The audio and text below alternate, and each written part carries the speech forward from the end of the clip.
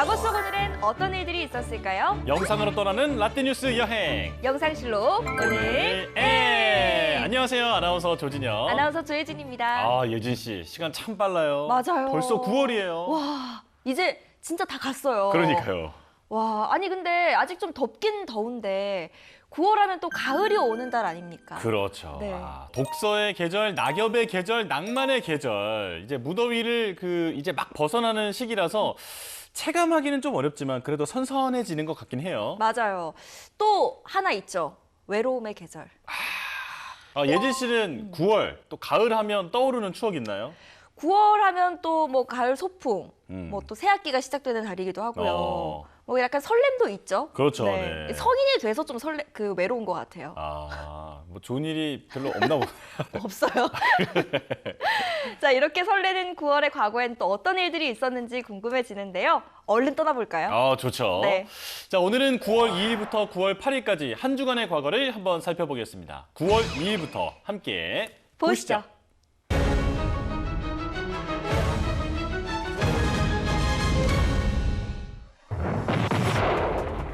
제1차 세계대전이 한창이던 1916년 9월 2일, 영국은 세계 최초의 탱크 마크 1을 제작해 선보였습니다.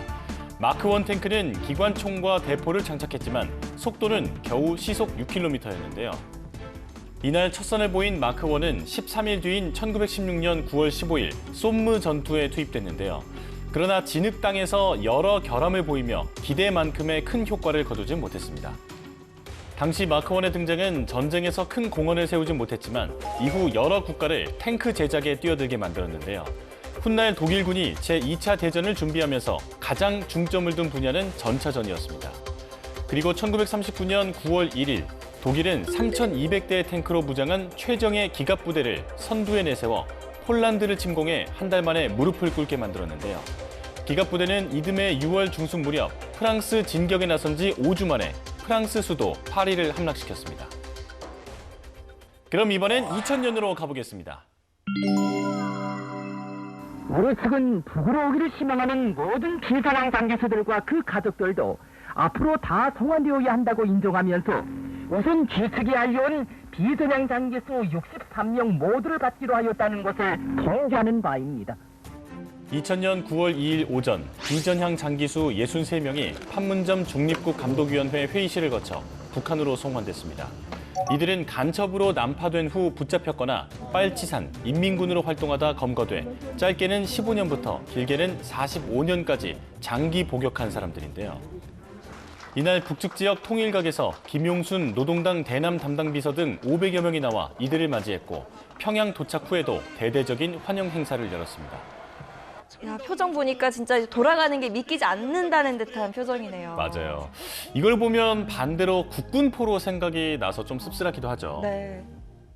한편 이날 납북자 가족 모임과 전몰 군경 유가족회 등은 임진각과 통일대교 남단 등에서 납북자 국군포로의 조속한 송환을 촉구하는 시위를 벌였습니다. 이뿐만 아니라 9월 2일의 또 다른 과거를 살펴보면요. 1986년에는 내전 11년째를 맞았던 레바논이 휴전 합의를 하기도 했습니다. 내전을 11년 동안 했다고요? 와, 진짜 길었네요. 그런데 안타깝게도 이 휴전 합의는 곧바로 유명무실해지고 말았는데요. 테러와 국지전이 계속 이어졌거든요. 결국 4년 뒤인 1990년에야 내전이 종식됐습니다. 아니 근데 궁금한 게 왜 이렇게 오랫동안 내전을 한 걸까요? 여러 이유가 있지만 표면적으로는 종교 갈등이 가장 컸었죠. 그렇구나. 그리고 1666년에는 영국 런던에서 대화재가 일어나기도 했습니다. 뭐 대화재라면 얼마나 큰 화재였죠? 이게요, 주택 13,000채와 교회 88채를 비롯해서 도시의 80%가 전소됐습니다. 세인트폴 대성당도 그 중에 하나였는데요. 몇천 명이 달아나서 피신해야 했던 그야말로 대화재였죠. 아니 그러면 지금의 그 세인트폴 대성당은 복원을 한 건물인 건가요? 그렇죠. 건물이 소실된 이후에 크리스토퍼 렌이 복원 프로젝트를 맡았습니다. 그럼 9월 3일의 과거 속으로 떠나볼까요?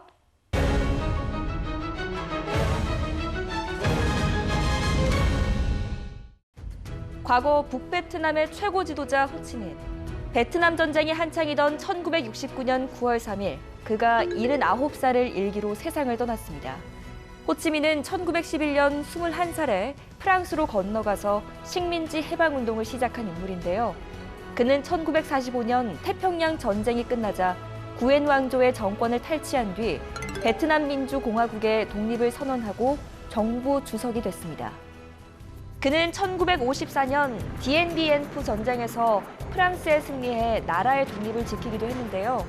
그리고 독립을 이룬 뒤 미국과 베트남 전쟁을 치르며 베트남의 통일에 큰 역할을 했습니다. 20대 초반부터 노년 시절까지 반평생을 반식민지 해방투쟁을 하며 살았던 호치민. 호치민이 간절히 바라던 베트남의 통일은 그의 사후 6년 만인 1975년에야 성취됐습니다. 그럼 이번에는 1939년으로 가보겠습니다. 1939년 9월 3일, 영국과 프랑스가 독일에 대해 선전포고를 했습니다. 인류 역사상 최대의 전쟁, 제2차 세계대전의 서막이 오른 건데요. 영국과 프랑스의 이 선전포고 이전에 독일은 폴란드를 가장 먼저 침략했는데요. 당시 독일은 1차 세계대전에서 점령했던 독일 영토 일부분을 되찾고 싶어서 폴란드에 여러 차례 반환을 요청했지만 거절당했다고 합니다. 그래서 영유권을 두고 이 두 나라 사이에 외교적 분쟁이 일어났고 또 히틀러가 침략을 결정하면서 폴란드와 동맹 관계였던 영국, 프랑스도 전쟁에 참여하게 된 거죠. 그렇게 된 거구나. 1939년 9월 1일 새벽, 할머니가 돌아가셨다라는 선제 공격 암호를 시작으로 독일군 125만 명이 폴란드에 전격 침공했습니다. 당시 히틀러는 전쟁을 일으킨 지 2주일도 안 돼 폴란드를 점령하고 영국과 프랑스에게 화평을 제의하지만 두 나라는 거부했는데요. 이후 수많은 전쟁을 거쳐 1945년 8월 원자폭탄 투하와 일본의 항복에 이르기까지 6년 동안 전 세계가 전쟁의 소용돌이에 휘말렸는데요. 이 전쟁으로 세계에 수천만 명의 사망자가 발생해 인류 역사상 가장 많은 인명피해와 재산 피해를 남겼고 세계의 정치, 경제, 사회, 문화 등 모든 영역에 걸쳐 격동이 일었습니다. 그리고 9월 3일의 또 다른 과거를 살펴보면요. 2014년에는 걸그룹 레이디스 코드의 교통사고가 있기도 했습니다. 아, 제가 참 좋아하던 그룹인데. 맞아요. 저도 좋아했는데. 이 당시에 그 멤버 2명이 사망했죠. 네. 당시 사고는 빗길 과속 운전으로 인해 일어났는데요. 이후로 아이돌의 무리한 스케줄 소화가 논란이 되기도 했었죠. 맞아요. 하지만 이후에도 과속 질주로 인한 연예계 사고가 계속 이어져서 안타까웠던 기억이 납니다. 맞아요. 또 1968년에는 손들고 건넙시다라는 캠페인이 있기도 했는데요. 아, 이 당시 사람들에게 그 도로교통에 대한 숙지가 제대로 이루어지지 않아서 이런 캠페인을 했던 거죠? 맞아요. 저도 뭐 한 초등학교 저학년 때까지는 항상 그래도 손을 들고 건넜던 기억이 있어요. 맞아요, 맞아요. 네. 또 당시 사회정화대책회의에서 9월을 교통질서 확립의 달로 정하고 손들고 길 건너기를 장려했는데요. 지금처럼 어린아이들만 연습하는 게 아니고 말하셨던 것처럼 어른들도 모두 같이 하던 캠페인이었다고 합니다. 저도 이제 앞으로 약간 귀여운 표정으로. 네. 그럼 9월 4일의 역사 속으로 가보겠습니다.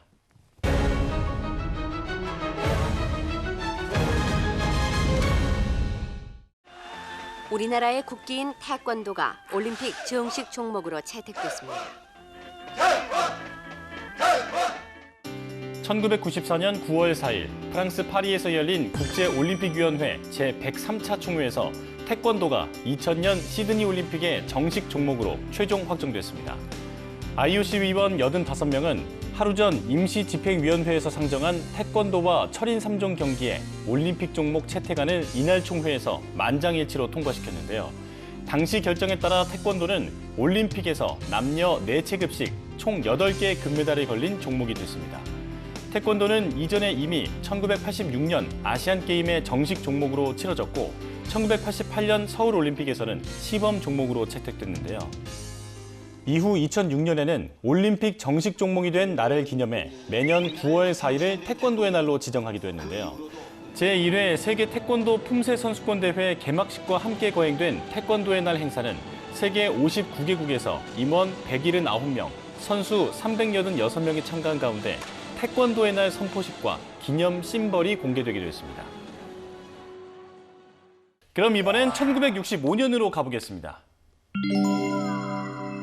의사이자 신학자 그리고 철학자이자 음악가였던 원시림의 성자 알버트 슈바이처 박사가 1965년 9월 4일 아프리카 가봉의 랑바렌의 병원에서 90살을 일기로 세상을 떠났습니다. 슈바이처는 1913년 프랑스령 가봉으로 건너가 오고웨 강변의 랑바렌의 병원을 개설하고 흑인들을 치료했는데요. 제1차 세계대전이 일어나자 독일인이라는 이유로 포로의 몸으로 본국에 송환됐다가 전쟁이 끝난 뒤 다시 랑바렌으로 돌아가 박의 정신을 실천했습니다. 어느 날 아프리카 흑인들이 의사가 없어서 고통을 당한다는 사실을 알고 나서 의학에 관심을 갖게 된 거죠. 그래서 30살에 의학 공부를 시작했고 38살 남들보다 조금 늦은 나이에 의학 박사가 됐지만 바로 아프리카로 떠났다고 합니다. 와, 진짜 저는 어렸을 때부터 천생 이 직업과 잘 맞으실 거라고 생각을 했는데 그것도 아니었네요. 맞아요. 그는 1928년 괴테상을 수상하고 1951년에는 아카데미 프랑세즈 회원이 되기도 했는데요. 1952년에는 노벨 평화상까지 수상했는데 이 상금을 모두 나환자촌을 세우는 데서 또 한 번 사람들에게 감동을 줬습니다. 생명을 경시하는 분위기가 만연한 요즘 그의 삶은 우리 사회에 많은 시사점을 주고 있습니다. 그리고 9월 4일의 또 다른 과거를 살펴보면요. 1981년에는 부산과 마산을 잇는 43.5km의 부마 고속도로가 개통됐습니다. 남해 고속도로 제2지선이죠. 맞아요. 부마 고속도로는 당시 우리나라 최초의 콘크리트 포장 고속도로이기도 했습니다. 최초였구나. 또 1994년에는 일본 오사카 간사이 국제공항이 개항하기도 했습니다. 저는 한 번도 안 가봤는데 혹시 가본 적 있으세요? 그럼요. 오사카 여행 가시는 분들은 들르게 되죠. 네. 어때요? 좀 특별한 점이 있던가요? 좋아요. 네. 공항이에요. 네. 공항이에요? 간사이 국제공항은 일본 공항 최초로 24시간 운영 체제를 갖추고 아시아 태평양 지역의 거점 공항을 지향하면서 출발했는데요. 간사이 공항은 바다를 매립했기 때문에 당시 사용료가 세계에서 가장 비싼 공항이라는 비난을 받기도 했습니다. 아, 비쌌구나. 그럼 사람들이 좀 안 가게 되죠. 그럼 9월 5일의 과거로 가보겠습니다.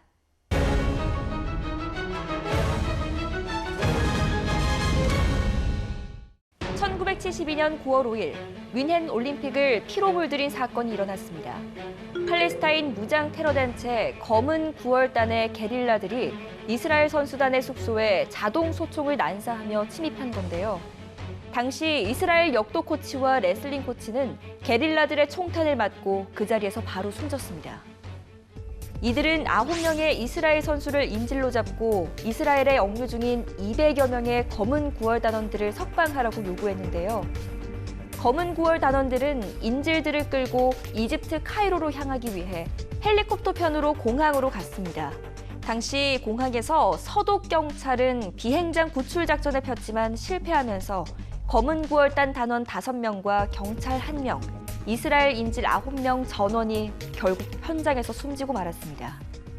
이 사건으로 인해 올림픽 대회가 24시간 이상 중단됐고 추도식이 거행된 후 재개돼 올림픽 사상 최악의 사태로 기록됐습니다.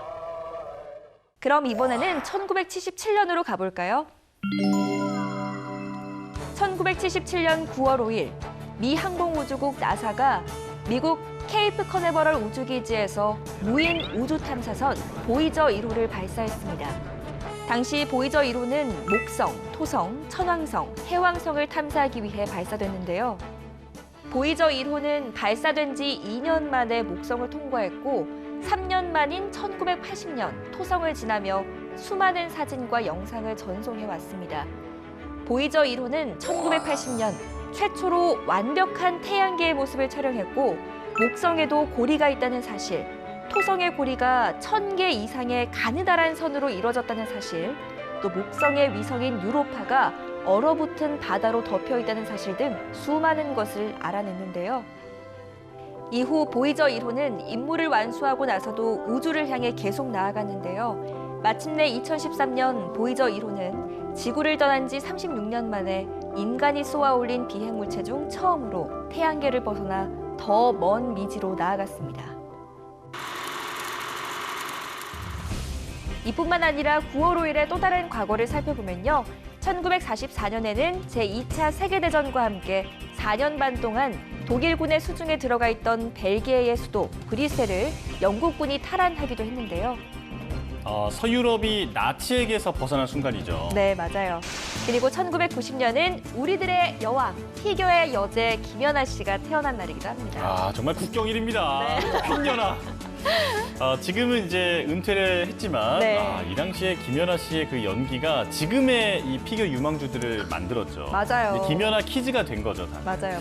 그리고 2004년 9월 5일은 정말 신기하게도 국내 피겨 사상 100년 만에 당시에 김연아 선수가 국제대회에서 우승한 날이기도 합니다. 뭔가 타고난 히어로다 정말. 네, 날짜까지 이렇게 맞춰준다니. 그러니까요. 그리고 1987년에는 방송심의위원회가 방송금지가요 500곡을 해제하기도 했는데요. 방송에 못 나오는 노래들이었던 거 아니에요? 네, 이거 어떤 맞아요. 곡들이었나요? 뭐 지금은 또 널리 불려지는 이미자 씨의 동백아가씨, 네, 그리고 이장희의 한 잔의 추억, 뭐 송창식의 고래사냥 같은 명곡들이었다고 합니다. 그럼 이번엔 9월 6일의 과거 속으로 가볼까요?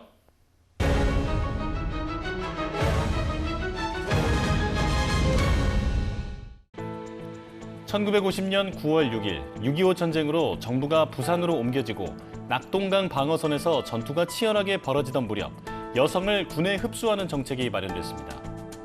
국방부 일반명령 제58호를 근거로 여자 의용군 교육대가 발족되면서 여군 시대가 개막됐는데요. 임시수도 부산에서 발족된 여자 의용군 교육대는 부산 성남초등학교에 본부를 설치하고 제1기로 500여 명의 지원자를 선발해 소정의 교육과정을 거쳐 같은 달 28일 491명의 여군을 배출했습니다.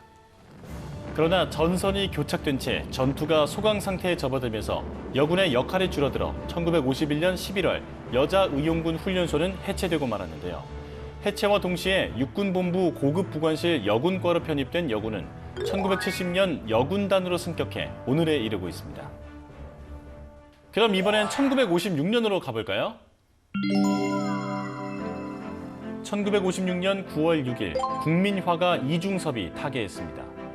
이중섭은 일본으로 보낸 처자식에 대한 그리움과 생활고가 겹쳐 고통스러운 나날을 보내다 적십자병원에서 간염으로 세상을 떠났는데요. 평양에서 출생한 이중섭은 일본에 유학 중이던 1937년 일본의 전위적 미술단체 자유미협전에서 태양상을 받았는데요. 이후 1945년 귀국해 원산 사범학교에서 교편을 잡다 6.25 전쟁 당시에는 월남에서 종군화가 단원으로 활동하기도 했습니다. 그는 소를 비롯한 어린이, 물고기, 달, 새 등 우리나라의 향토적인 소재들을 즐겨 다루며 해학과 천진무구한 소년의 정감이 녹아있는 그림들을 그렸는데요. 한때 가난 속에서 부산, 제주, 통영을 전전하며 담뱃값 은박지를 화폭으로 삼기도 했습니다. 그는 1955년 미도파 화랑에서 단 한 번 개인전을 가졌는데요. 당시 작품은 많이 팔렸지만 전쟁 직후였던 터라 그림값을 제대로 받지 못해 생활고는 계속됐습니다. 1956년 작고하기까지 가족들을 만나지 못해 편지를 쓰고 가족 그림을 그리며 쓸쓸함과 외로움을 달랬던 이중섭. 작품으로 돌아본 그의 삶은 가족을 향한 그리움으로 가득했습니다. 이뿐만 아니라 9월 6일의 또 다른 과거를 살펴보면요. 1952년에는 영국 판보로 항공쇼 도중 폭발 사고가 있었습니다.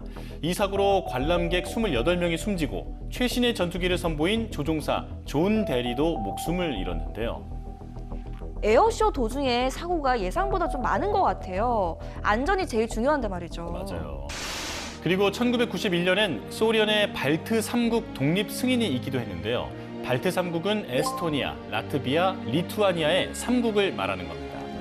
이게 얼마 만에 독립이죠? 꽤 오래됐거든요. 발트 3국은 1939년 체결된 독일 소련 밀약에 따라서 그 이듬해 소련에 강제 합병됐던 지역인데요. 무려 51년 만에 독립국가로 국제 무대에 재등장하게 된 겁니다. 아, 그런 거였구나. 그럼 9월 7일의 과거 속으로 떠나보겠습니다.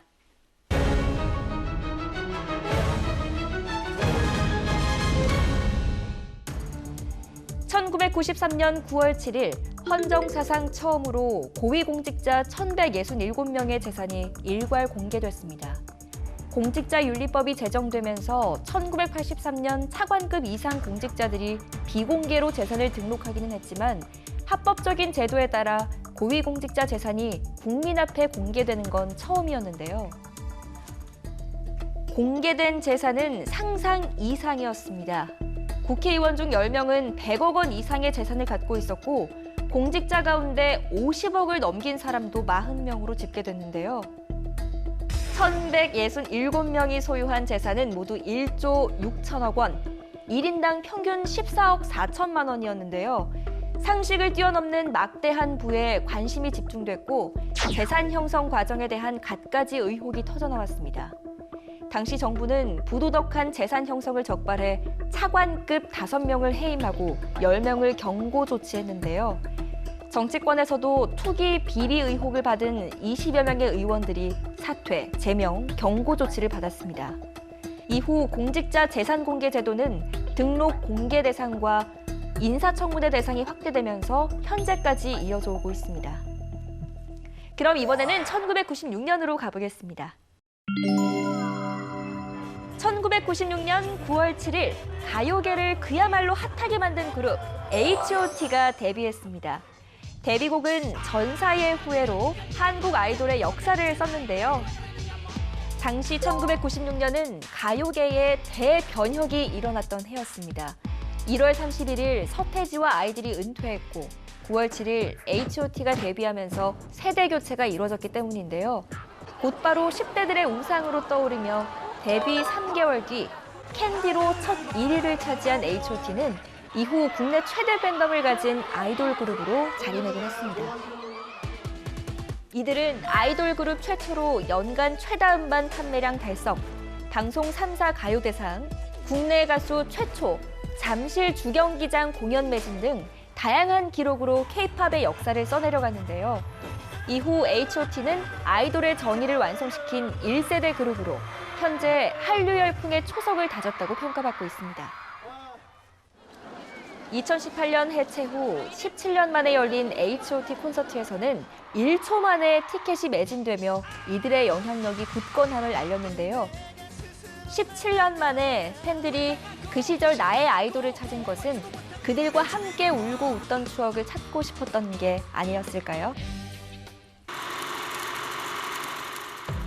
이뿐만 아니라 9월 7일의 또 다른 과거를 살펴보면요. 1921년에는 미국 동부 애틀랜틱 시티에서 제1회 미스 아메리카 선발대회가 열리기도 했습니다. 아주 오래됐네요. 주최 계기는 뭐였나요? 바닷가 관광 도시였던 애틀랜틱 시티의 한 신문사 간부가 피서객들을 좀 더 오랫동안 잡아둘 심산으로 수영복 미인 대회를 생각해낸 것에서 출발했다고 합니다. 효과는 확실했을 것 같습니다. 네. 그리고 1977년에는 통일전 준공식이 경북 경주에서 거행되기도 했는데요. 통일전이요? 네. 통일전은 삼국 통일의 위협을 기리고 조국 통일의 염원을 실현하기 위해 세워진 전당인데요. 본전인 통일전과 회랑, 사적비, 또 삼국 통일 기념비로 구성이 되어 있고요. 또 삼국 통일의 주역이었던 태종 무열왕, 문무왕, 김유신 장군의 영정이 모셔져 있는 곳이기도 합니다. 잘 모르고 있던 시설이었어요. 네. 그럼 9월 8일에는 어떤 일들이 있었는지 볼까요?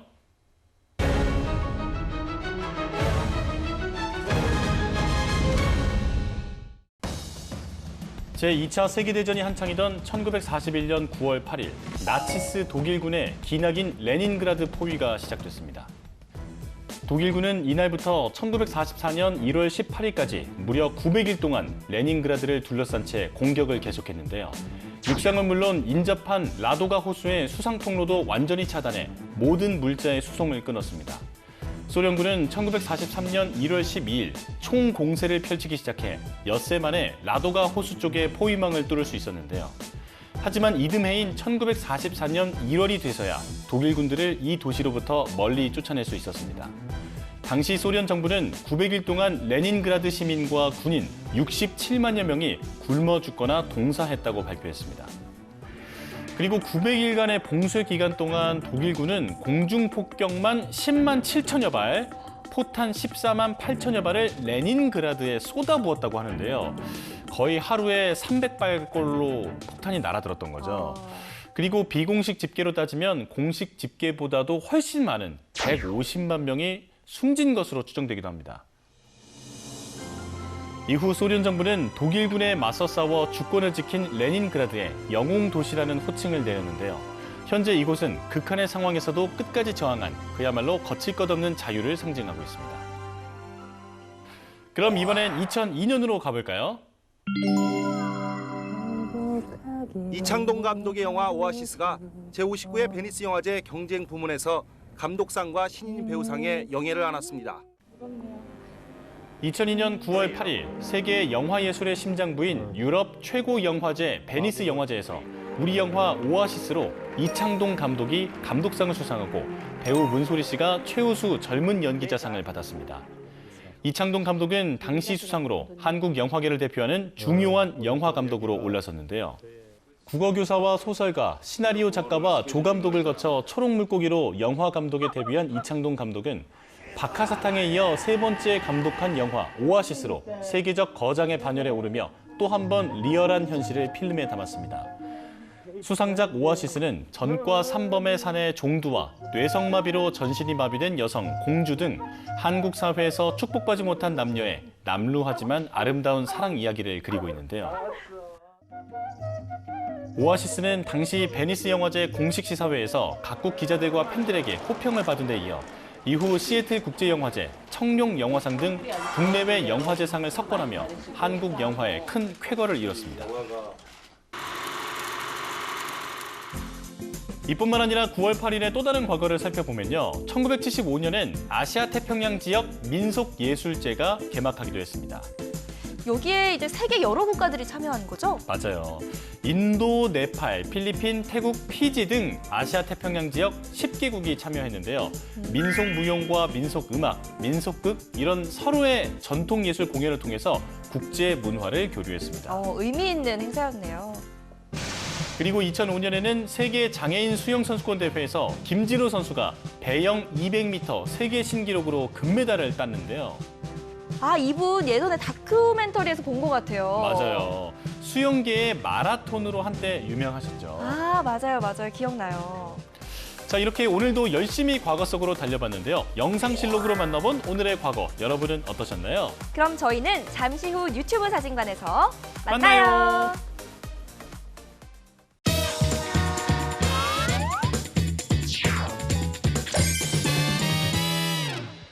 모든 역사는 한 장의 사진으로 남는다. 뉴스로 추억을 소환하는 레트로 감성 오늘 핫세 마치. 뉴스와 함께 세상 모든 것의 역사를 알아보는 시간. 인생이 뉴스다. 우리의 인생 사진을 만나볼 수 있는 유튜브 사진관에 오신 걸 환영합니다. 여기는 렛츠월드.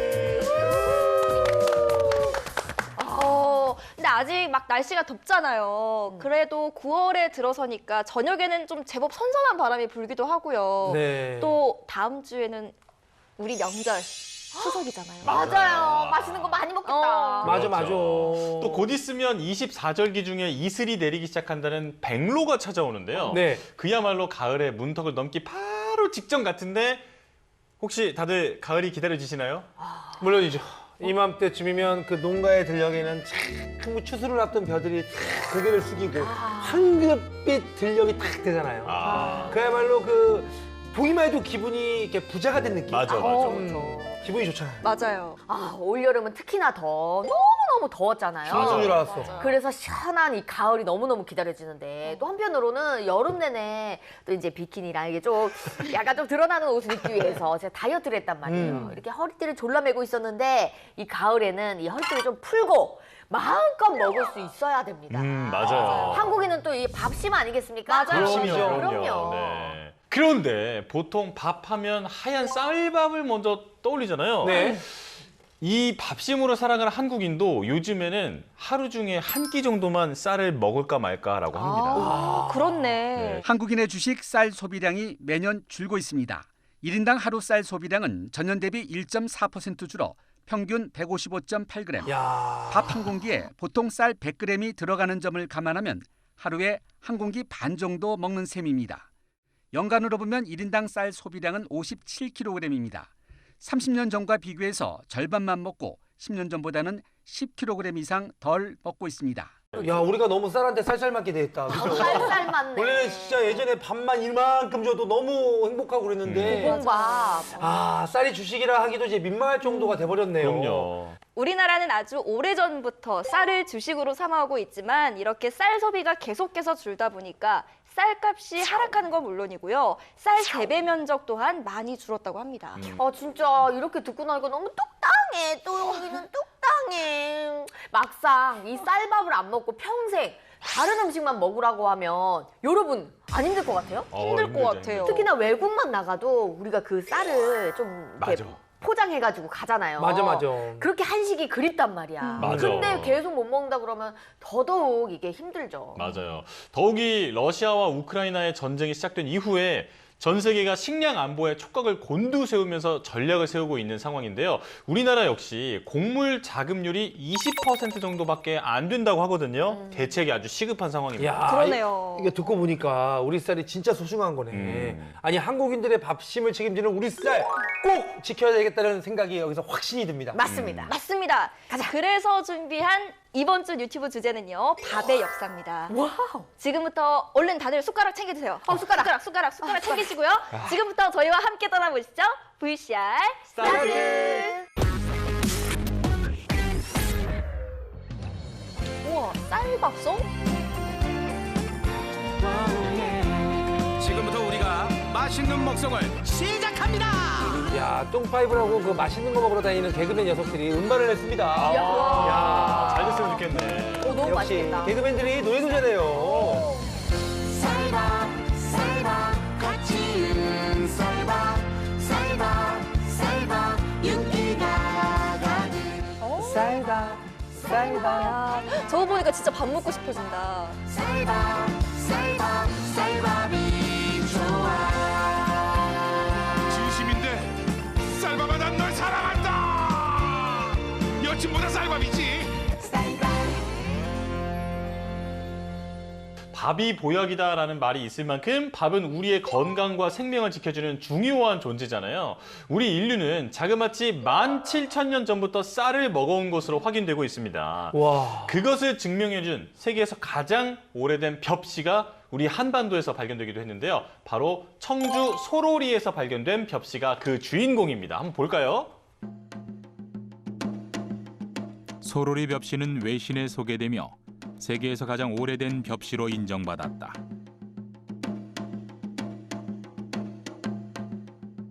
소로리 벽시가 놀라운 것은 벽시의 발견보다 도정을 해서 먹었다는 사실이 밝혀졌다는 아, 것이다. 구석기 시대 때 도정을 했다고요? 벼를 석기로 갈라서 쌀을 꺼내 먹은 흔적이다. 오, 그러네. 발견된 돌연모에도 벼의 흔적이 남겨져 있었다. 오, 신석기 시대부터 이 쌀밥을 먹었다니까 너무 놀라운데 그런데 그때는 약간 쌀이 주식은 아니지 않았을까요? 맞아요. 그렇다면 우리 민족은 언제부터 이 쌀밥을 주식으로 먹기 시작했을까요? 우리에겐 익숙한 쌀밥이지만 쌀은 조선시대 이전까지 왕과 귀족들만 먹을 수 있는 귀한 식재료였습니다. 조선시대까지만 해도 쌀밥은 아무나 먹지 못했네요. 백성들이 쌀밥을 먹기 시작한 시기는 조선 중기 이후 관계시설이 전국적으로 구축된 18세기 영조 때에 이르러서야 모내기가 국토 전반에 시행됐고 이후 조와 보리밥을 주로 먹던 농민들의 밥상에 쌀밥이 등장했습니다. 와, 얼마나 신세계였을까. 보리밥만 먹다가. 네. 역사 속에서 쌀은 시대와 신분 그리고 기술의 발전을 구분짓는 기준이기도 했죠. 조선 후기부터는 우리만의 우량쌀 품종을 개발해서 많은 백성들이 주식으로 쌀을 먹게 됐는데요. 이렇게 곡물을 밥으로 지어 먹는 문화는 취사도구의 발전과 그 역사를 함께합니다. 인류가 곡물을 익히기 위해 처음 사용한 도구는 바로 톡이었다고 합니다. 선사시대 사람들은 흙으로 만든 톡이에 곡물과 물을 넣고 이를 가열하는 방법으로 곡물을 익혔습니다. 아, 선사시대에는 저렇게 밥을 지어 먹었구나. 시간이 흘러 주철 기술의 발달이 이루어진 삼국시대에는 철로 만든 솥이 보급되었습니다. 야, 솥의 등장. 사람들은 이 솥을 이용해 오늘날의 밥과 같은 조리법을 개발하게 되었죠.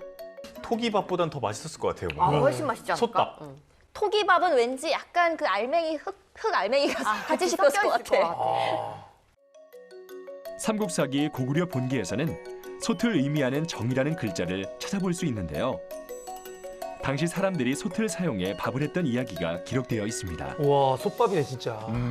당시의 솥은 한 가정의 주방을 대표하는 용구이자 취사와 조리에 없어서는 안 되는 필수품으로 여겨졌는데요. 솥을 중요시하던 당시 사람들은 집을 새로 짓거나 이사를 할 때 부뚜막에 솥부터 걸었다고 합니다. 그만큼 중요했구나.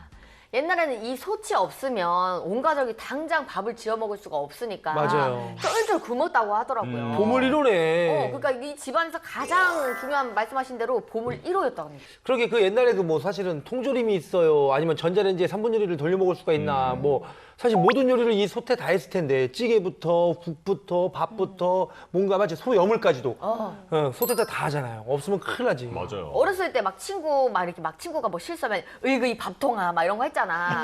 근데 그러면은 정말 안 되는 거였어. 보물한테. 밥솥께 정말 사죄를 드립니다. 죄송합니다. 네.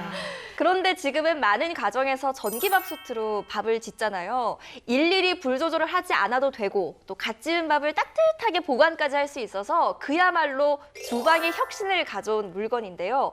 자, 그렇다면 이 전기밥솥은 언제 처음 세상에 등장했을까요? 취사가 완료되었습니다. 전기를 여론으로 이용하는 자동밥솥은 1950년대 일본에서 개발되었는데요. 생각보다 얼마 안 됐네. 1950년이면 화력을 조절해야 하는 번거로움이 없어 많은 가정에 급속대로 보급되었고 우리나라에서도 자동밥솥이 사용되기 시작했습니다. 전기밥솥이 없었을 때는 깜빡하고 밥을 태우는 경우가 되게 많았어요. 맞아요. 놀러 가면 냄비밥 이렇게 해 먹거든요. 금방 그냥 냄비 시커멓게 다 타고 그냥 누룽지인 줄 알았는데 다 타가지고 다 이제 탄만 나는 밥. 알아. 그리고 위에는 안 익고 막. 맞습니다. 전기밥솥은 출시되자마자 주부들에게 큰 관심을 받을 수밖에 없었는데요. 그때 그 시절 전기밥솥 광고 영상 한번 볼까요? 볼까요? 좋아요. 이런 거 재밌어. 밥이 맛있어야 즐거운 식사 맛있는 밥 따뜻한 밥 식사를 기다리는 즐거움 미시 전기밥솥 모든 어머니들의 소망 미시 전기밥솥. 야, 저 주부님들 표정 보세요. 행복해하는 표정. 그러네요. 식사를 기다리는 맛있는 밥. 콧노래가 막 그냥 절로 나오네. 그럼 그러니까요. 저거 밥 하려면 그 앞에 있어야 되거든. 뜸들이고 아유 그 뜸들이는 게 얼마나 힘든데. 맞아요. 이후 기술의 발전에 따라서요. 전기밥솥의 기능도 조금씩 진화해 나갑니다. 이처럼 전기를 이용하는 전기밥솥은 기술의 변화에 따라 다양한 기능을 추가하며 더 맛있는 밥을 더욱 편리하게 만들 수 있는 방향으로 발달해왔습니다. 주부들 입장에서 얼마나 반가웠겠어요. 저 등장이. 네. 초기의 전기밥솥은 보온 기능 없이 취사만 할 수 있던 밥솥이었고 이와 반대로 일반 냄비에서 밥을 하여 보온만을 할 수 있는 보온밥통도 등장했는데요. 하지만 이후 기술의 발달로 취사와 보온을 동시에 할 수 있어 편리한 전기 보온 밥솥이 탄생했습니다. 내 밥맛을 전기 보온 밥솥에 담았어요. 아, 나 기억난다. 풍년 밥솥? 풍년 연장. 아니 소리가 너무 ASMR인데요. 이렇게 먹어도 그때 당시에 진짜 어떻게 보면 앞서 나갔던 광고네. 그러니까요. 야, 저게 오도시 아니 저게 이제 마지막 엔딩. 웃음을 주면서 진짜 저렇게 맛있는 밥이 저게 한 번에 잘 되는구나. 야, 사실 저 어릴 때만 해도 일제 전기밥솥, 그 보온 도시락이 유명했는데 어느 순간부터인가 우리나라 밥솥이 세계 각국에서 명품 밥솥으로 불리면서 인기가 많더라고요. 맞아요.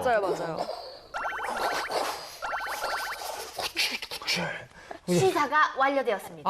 이렇게 하잖아. 맞아. 아니 이렇게 K밥솥의 인기가 어느 정도냐면 한때 중국인 관광객이 한국에 오면은 가장 많이 사가는 게 이 밥솥이었다고 해요. 맞아요. 와, 근데 우리나라는 언제부터 이 밥솥을 만들기 시작한 건가요? 65년으로 거슬러 올라갑니다. 1965년 금성사. 현재는 엘땡이죠. 골드스타. 네, 이 금성사에서 전기밥솥을 처음 출시를 했고요. 또 70년대 초에는 우리나라 기업에서 일본과 기술 제휴를 거쳐서 전기밥솥을 출시했지만 대중화까지는 가지 못했다고 합니다. 아니 왜 어머니들 밥하는 게 얼마나 힘든데. 아니 뭐 너무 비쌌어요? 아주 결정적인 이유가 있었어요. 뭔데? 그 밥솥으로 밥을 지었는데 네. 맛이 없었대. 그럼 안 되지. 뭐 알아 사? 그래 안 사지 그러면. 그럼 안 팔리지. 냉장에 이렇게 끓이지 그냥. 제일 결정적인 이유였는데 맞아요. 이게 압력밥솥이 아니어서 맛이 없었대요. 아 그냥 밥솥이어서. 네. 그냥 냄비밥이었던 거죠, 사실. 그치, 그치. 네. 자, 그럼에도 불구하고 이 1980년대에는요, 전기밥솥이 큰 인기를 끌기 시작합니다. 바로 경제 활동에 참여하는 여성들이 늘면서 가사 시간을 크게 줄일 수 있는 아이템이 필요했기 때문이죠. 당시 가장 인기가 있던 전기밥솥은 일본의 코끼리 밥솥이었는데요. 당시 우리 돈으로 48,000원 정도 했다고 합니다. 이 중산층 주부들 사이에서는 이 밥솥을 사러 일본으로 원정 쇼핑을 가는 게 유행이었다고도 합니다. 맞습니다. 그 코끼리 밥솥을 일본까지 사러 간 주부들의 이야기가 막 신문에도 실리고 막 그랬었어요. 네. 아주 사회적 이슈였는데 유명하긴 유명했습니다. 제가 그 어린 나이에 코끼리 밥솥을 기억을 하고 있다는 건 그러네요. 진짜 유명했다는 거예요. 네. 이렇게 우리 주방에 밥솥의 존재감이 커지면서 1990년대에는 국내 중소기업에 의해서 세계 최초로 전기 압력 밥솥이 개발되게 됩니다. 이후에 국산 전기 압력 밥솥이 여러 개가 출시가 되면서 국내뿐 아니라 세계 관련 시장을 빠르게 장악해 나가기 시작했죠. 야, 이 K밥솥의 밥맛은 모두가 킹정할 수밖에 없죠. 맞아. 킹정. 맞아요. 근데 이 밥솥의 역할도 중요한데 이 밥을 맛있게 먹으려면 밥그릇이 필요하잖아요. 맞아. 이 밥그릇의 크기도 시대에 따라서 많이 달랐다는 사실 혹시 알고 계셨어요? 진짜요? 네. 조선시대 밥그릇은요. 아주 그냥 크기가 어마어마했다고 합니다. 에이, 뭐 커봐야 밥그릇이지 뭐 밥그릇이 커봐야 얼마나 크겠어. 하여튼 마지막 해라고 그냥 아주 그냥 뻥만 늘어가지고 에이구. 아니 한번 보시자고요. 보여줘. 별로 안 커 보이는데? 그래. 기다려 보세요. 조선시대 의식주 등 일반 백성들의 생활상을 그린 풍속화에서 유난히 커다란 밥그릇과 국그릇이 눈에 띈다. 잠깐만요. 자, 지금 잠깐만 냉면 그릇인데요. 네, 그대로 저 밥그릇 아니에요. 냉면 그릇입니다. 아니 우리 소영 씨는 저기서 세수해도 될 것 같은데. 이렇게 해도 될 것 네. 같아. 저기 밥그릇이라고요? 조선 후기 기록을 보면 당시 한 끼 식사 때 먹은 밥의 양이 잠깐만요. 여자 저걸 다 드셔? 성인 남자 7홉, 여자 5홉, 아동 3홉, 어린아이 2홉이라고 나와 있다. 그릇이 커도 너무 큰데 7홉이면 어느 정도의 양이에요? 1홉은 약 180ml, 남자 어른의 한 끼 밥 양이 무려 1260ml, 1.2리터가 된다. 와. 콜라나 사이다 같은 탄산 음료를 담는 페트병을 가득 채울 만큼 어마어마한 양이다. 야, 요즘 고봉밥은 튀기도 못 끼네. 저 때는 그냥 밥을 그냥 먹는 게 아니네. 그러니까. 채워 넣네. 그러니까요. 아니 근데 정말 어마어마한 양인데 왜 그 조선시대에는 저렇게 많이 드신 거예요? 그건 말이죠. 네. 화면으로 한번 확인해 보겠습니다. 당시에는 요즘처럼 삼시세끼가 아닌 밥과 국 위주로 아침과 저녁 두 끼 식사를 했다. 아 예전에는 이렇게 두 끼밖에 못 드셔가지고 많이 드셨구나. 맞아요. 과거 우리 민족에게 식사를 뜻하는 단어는 아침과 저녁을 뜻하는 조석분. 옛날 농부의 식습관은 아침 일찍 밥을 먹고 농사일을 하러 나갔으며 주로 먹는 음식이 보리밥에 된장국, 각종 채소나 나물 등이었기 때문에 한참 농사일을 하면 허기가 지겠죠. 야, 그래도 농사 지려면 든든히 먹어야 하는데 힘들었겠네요. 이때 먹었던 것이 바로 새참이었는데요. 새참은 보통 아침 10시에서 4시 사이에 국수나 감자 등의 간단한 음식이었다고 합니다. 간식 같은 거죠. 이렇듯 새참은 제대로 된 한 끼는 아니었고 우리 조상들은 대대로 아침과 저녁 두 끼 식사를 원칙으로 했던 것입니다. 그럼 언제부터 지금처럼 하루 세 끼를 먹은 것일까요? 아침과 저녁 그 사이에 마음의 점을 찍는다는 의미의 점심이란 단어가 처음 등장한 것은 조선의 태종 때였다고 합니다. 때와 상관없이 허기를 달래기 위한 죽 혹은 간식과 같은 간소한 차림이었답니다. 본격적으로 세 끼를 먹기 시작한 것은 근대화 시작과 함께 해가 뜨고 지는 시간에 맞춰 출퇴근하는 문화가 생기면서부터라고 합니다. 야, 늦게 먹기 시작했네. 출근 전 한 끼와 점심 한 끼, 그리고 퇴근 후 집에서 가족과 함께 한 끼를 먹는 식사 시간이 정착된 것입니다. 이처럼 우리의 식습관은 하루에 2끼를 먹다가 삼시세끼로 이어져 온 것입니다. 아마 옛날 조상님들이 지금 요즘에 밥그릇 보면은 이거 뭐 그냥 물잔이냐고 그러셨을 것 같아요. 이거 찻잔이니? 그러니까. 자, 이렇게 해가 갈수록 쌀 소비량이 줄면서 밥그릇 역시 점점 작아지고 있는 추세인데요. 심지어 한국인 1인당 육류 소비량이 쌀 소비량에 맞먹는다고 합니다. 와. 자, 앞으로 이 추세가 이어지면 쌀보다 고기를 더 많이 먹는 역전 현상이 벌어질 거라고 전문가들은 예측하고 있습니다. 우리 이제 미국 사람 되는 거야. 그러니까요. 그 미국 사람들 그 친구들이 왜 힘이 센데? 맞아. 맨날 고기 먹으니까. 키도 크고 덩치도 크고. 맞아. 아니 그럼 한국인의 주식이 원래 쌀이었잖아요. 그럼 쌀이 아닌 고기가 되는 거 아닐까요? 밥심이 아니라 이제 고기심이 되는 거죠. 오, 그치. 사실 고기뿐 아니라 밀가루 또 그 외에 여러 식품들을 합치면 이미 쌀은 뭐 주식의 자리를 내어준 것이나 다름이 없는데요. 한국인들의 달라진 식문화, 현 주소를 뉴스로 한번 만나보시죠. 가정주부 김수연 씨가 모처럼 놀러온 자녀들의 친구들을 위해 간식으로 피자와 치킨을 주문했습니다. 밥보다는 패스트푸드를 더 좋아하는 아이들의 입맛에 맞추기 위해서입니다. 요새 애들이요 밥보다는 이런 피자나 치킨을 많이 좋아하거든요. 그래서 방학이고 하니까 점심 때는 가끔씩 피자 같은 거 시켜줘서 같이 먹어요. 아니 애들은 저런 걸 더 좋아하죠. 맞아요. 사실 뭐 친구들 집에 놀러 갔는데 집에 그 어머니가 얘들아 조금만 기다리렴. 내가 따끈따끈한 압력밥솥에다가 쌀밥을 지어가지고 그 쌀밥 한 숟가락에다가 김치를 한 조각씩 찢어서 너희들 입에 넣어줄 테니 그럼 너희들이 얼마나 좋아하겠니? 싫어요. 치킨 시켜주세요. 이러잖아. 그렇지. 이렇게 친구들 오면 치킨, 피자 이런 걸 시켜줘야 또 좋아한다니까. 맞아. 이처럼 식생활이 서구형으로 변하면서 쌀 소비량은 갈수록 줄고 있습니다. 아이고. 통계청 조사 결과 지난해 우리나라 국민 1인당 하루 평균 쌀 소비량은 224.6g에 불과한 것으로 나타났습니다.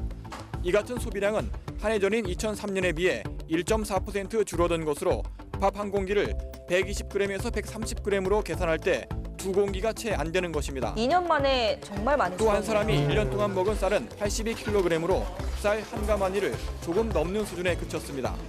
다이어트와 바쁜 일과 때문에 결식이 잦아진 것도 쌀 소비 감소에 한 몫을 하고 있습니다. 맞아. 지난 한 해 동안 한 사람이 식사를 거른 횟수는 2003년보다 크게 증가한 24.6일회로 한 달에 2번 꼴인 것으로 집계됐습니다. 아침 식사는 늦게 일어나서 못 먹을 때도 많고요. 아침을 먹는다 그래도 밥 챙겨 먹는 경우는 별로 없는 것 같아요. 우리나라의 쌀 소비량은 주변국인 일본이나 타이완에 비해 아직 많지만 감소 추세가 계속 이어진다면 곧 이들 나라와 비슷한 수준이 될 전망입니다. 오랜 세월 한국인의 밥심을 책임져온 쌀이지만 이렇게 그 인기가 시들해지면서 쌀 소비를 끌어올리기 위해 다양한 시도들이 이어지고 있는데요. 그중 가장 큰 공헌을 한 상품이 바로 이게 아닐까 싶습니다. 바로 즉석밥. 야, 맞아. 이 자취생들에겐 없어서 안 될 필수 아이템. 자취생만이겠어요. 우리 와이프도 사랑합니다. 하여튼 근데 그게 아이들한테 갑작스럽게 밥 해줄 때 좋아요. 맞죠? 비상용으로 맞아요. 있어야 돼. 맞아. 사실 밥솥에 그 밥이 없으면 밥 하는데 또 시간이 한참 걸리니까 꼭 엄마들은 자기 전에 전날 해놓고 자거든. 근데 깜빡 잊고 피곤해서 잔날 있어. 그럼 빨리 그때 즉석밥을 딱 끓이는 거지. 아유. 맞아요. 급변하는 현대사회 속에서 그야말로 한국인의 식탁에 쌀밥의 부활을 가져다준 제품이 바로 이 즉석밥인데요. 맞아요. 다양한 쌀 가공식품으로 달라지고 있는 관련 시장 모습을 뉴스로 함께 만나보시죠. 시간에 쫓겨 아침밥을 거르기 쉬운 직장인들에게 간편하고 빠른 즉석밥은 한 끼 식사로 충분합니다. 내일 아침 출근 준비로 바쁜 맞벌이 주부들도 빵보다는 즉석밥을 많이 애용하고 있습니다. 맞아요. 종류도 다양하잖아요. 뭐 쌀밥, 현미밥, 흑미밥, 잡곡밥. 좀 바쁘고 힘들 때 이런 상품으로 나온 밥을 먹게 돼요. 쌀 제품 중 가장 큰 시장인 즉석밥은 해마다 40% 이상의 고성장을 보여 올해는 1,000억 원대가 넘을 것으로 예상되고 있습니다. 와. 쌀가루와 현미가루를 넣어 만든 쌀라면에 이어 쌀에 기름이 아닌 물을 넣고 찐 후 면을 뽑은 쌀 생면도 지난 4월에 출시됐습니다. 이처럼 쌀을 가공한 제품은 전체 쌀 소비의 3.56%를 차지하고 있어 앞으로 쌀 소비량을 늘리는 데도 적지 않은 도움이 될 것으로 보입니다. 사실 근데 이렇게 꼭 쌀밥을 먹어야 한다기보다는 그 매 끼를 꼭꼭 제때제때 챙겨 먹는 게 이게 밥심 아니겠습니까? 맞아요. 맞습니다. 시대 변화에 맞게 취향껏 다양한 메뉴들도 그 끼니를 잘 챙겨 먹고 열심히 일하자고요. 맞아요. 그런데 아무리 취향껏 먹는 게 중요하다지만 요즘 MZ 세대들은 그 점심시간에 같이 나와서 각자 먹고 또 각자 먹고 싶은 식당으로 따로따로 흩어지는 거 알죠? 맞아. 근데 뭐 저는 사실 뭐 개인의 취향 차이도 있겠지만 이 MZ세대가 직장 생활을 하다 보면 이 상사와 혹은 직장 동료들과 먹는 게 그렇게 막 또 썩 딱히 편하진 않아요. 아, 그렇죠. 그래서 예진 씨가 저랑 밥을 안 먹어주거든요. 그 진혁이가 매번 혼자 먹더라, 밥을. 저 진짜. 의미 없는 식사 시간에 시간을 쓰고 싶은 게 아닌 거야. 왜냐 한마디 알지? 의미가 아니 내가 야. 내가 같이 밥을 나랑 밥을 먹으면 오해할 수도 있고. 이제야 알았다. 니까지 깨? 이제 진혁 씨, 예진 씨가 왜 그렇게 혼밥을 먹으러 가는지 이제 알았죠? 아니 금요일에 이거 끝나고 항상 밥 먹자고 하면은 저는 피곤해서 그냥 자려고요. 근데 잠시만요. 왜 저한테 한 번도 그런 얘기 안 하셨죠? 아니 우리 똑같은 입장인 거야. 아니 이게 그렇잖아. 그렇구나. 야 생각해보니까 너희들은 왜 나랑 밥 먹자 소리 안 하냐? 저 예진 씨 마음 이제 알 것 같아요. 그렇구나. 이게 꼬리에 꼬리를 무는구나. 네, MZ세대는 혼밥이 편해요. 네. 네. 나도 MZ세대인가 봐. 네. 자, 혼자가 편하지만 밥심은 또 꼭 챙기고 싶은 요즘 세대들의 혼밥 문화. 뉴스와 함께 만나보실까요? 이제 주변에서 혼자 밥을 먹거나 술 마시는 사람들을 보는 건 익숙한 일이 됐습니다.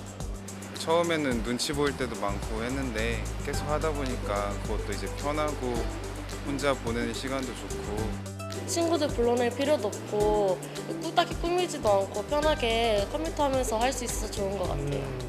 자, 밥은 사실은 저 같은 사람들은 여럿이 먹어야 맛있다라고 생각을 하거든요. 밥이 어디로 들어가는지 모르겠다라는 말이 있거든요. 혼자 야, 먹으면. 밥이 코로 들어가는지 입으로 들어가는지 모르겠다. 그게 밥을 먹으면서 정말 이야기 즐거워서 안부도 묻고 하면서 너무 좋으면 맞아. 진짜 확실히 세대 차이가 느껴진다. 저는 막 밥 먹는데 막 말 걸고 이러면은 되게 체할 것 같고 막 그러거든요. 소화가 안 되는 것 같고. 알겠죠, 진혁 씨? 저뭐 이거 뭐 식사를 그만- 같이 안 해주셔서 뭐 괜찮습니다. 모르나요? 건드지 말라는 뜻이잖아요. 하여튼 여기 YTN 식구 여러분 절대 조현이 아나운서 밥 먹자고 하지 마세요. 절대 하지 마세요. 체합니다. 네, 체합니다. 통계청이 발표한 2015년 인구주택 총조사를 보면 1인 가구는 520만 가구로 전체 가구의 27.2%를 차지했고 2035년에는 763만 가구, 34.3%까지 늘어날 것으로 예상됩니다. 와 진짜 급격하게 늘어난다. 산업연구원은 1인 가구 소비 지출 규모가 2030년 194조 원으로 급신장하며 4인 가족의 소비 지출을 뛰어넘을 것으로 전망하고 있습니다. 대세가 된 혼밥 혼술이 유통업계와 식품, 외식 산업을 선도하고 있습니다.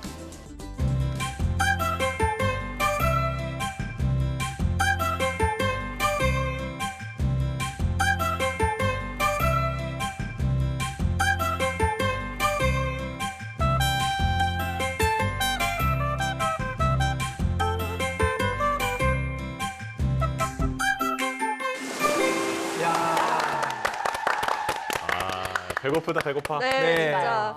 자, 전 세계적으로 약 30억의 인구가 쌀을 주식으로 삼고 있다고 하는데요. 오늘 밥의 역사를 통해서 쌀의 의미를 다시 한번 일깨워보고 또 달라지는 식문화를 살펴보는 뜻깊은 시간이 아니었나 싶습니다. 맞습니다. 그리고 이번 주에는 또 아쉬운 소식이 하나 있거든요. 어떤 소식이요? 바로 우리 조예진 아나운서가 오늘이 마지막 시간이라고 합니다. 이거 너무 아쉬운데 마지막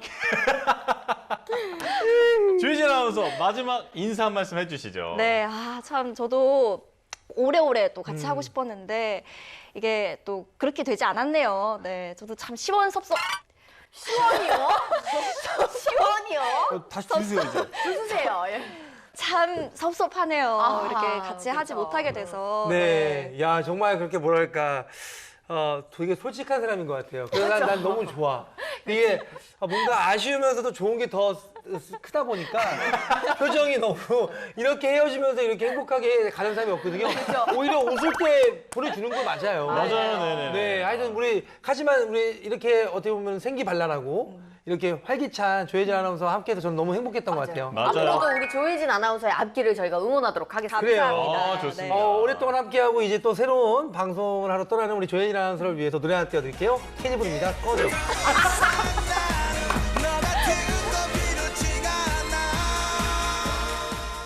뉴스의 바다를 끝없이 떠다니는 본격 뉴스 예능 유튜브. 오늘의 항해는 여기까지입니다. 저희는 한 주 동안 유튜브 타고 신나게 돌아다니면서 재미있는 뉴스 가득 안고 돌아오겠습니다. 밥심으로 살아가는 한국인, 식후 달달한 추억의 라떼 한 잔이 필요하시다면 유튜브 사진관 다음 주에도 꼭 놀러 오실 거죠? 우리는 유튜브! 소리 질러! 마지막이다. 야, 근데 솔직히 이렇게 좋아하면서 떠나는 사람 드물다. 처음 나 봤어요. 오늘 특별한 경험했다. 마지막 회차에 이렇게 행복해하시고. 너 나중에는 MZ 또 세대 밥 인정이다. 먹을지 MZ 세대 인정. 네. MZ 세대 인정. 그래서 예진 씨가 저랑 밥을 안 먹어주거든요. 준혁이가 매번 혼자 먹더라, 밥을.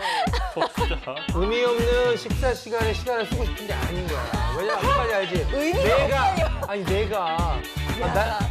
내가 같이 밥을 먹자. 나랑 밥을 먹으면 오해할 수도 있고. 이제야 알았다.